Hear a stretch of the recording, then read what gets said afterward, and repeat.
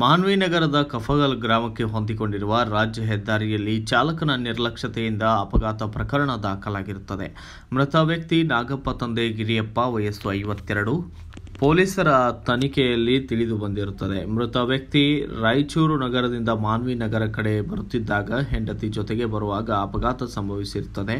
ಹೆಂಡತಿಗೆ ಸಣ್ಣ ಪುಟ್ಟ ಗಾಯಗಳಾಗಿದ್ದು ನಂತರ ಗಾಯಾಳು ತಾಲೂಕು ಆಸ್ಪತ್ರೆಗೆ ಚಿಕಿತ್ಸೆಗೆಂದು ದಾಖಲಿಸಲಾಗಿದೆ. ಸ್ಥಳಕ್ಕೆ ನಗರದ ಪಿಐ ಸೋಮಶೇಖರ್ ಕೆಂಚರೆಡ್ಡಿ ಪ್ರಕರಣವನ್ನು ದಾಖಲಿಸಿಕೊಂಡಿರುತ್ತಾರೆ.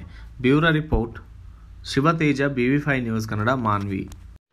Thanks for watching. Read, discuss and debate with editor Dr. Yan Prashant Rao. Wanted reporters in print, digital and visual media for Bharat Vaibhav Daily Newspaper, BV News 5 Channel and BV Fast Web News from all the talukas of Karnataka, Goa and Maharashtra.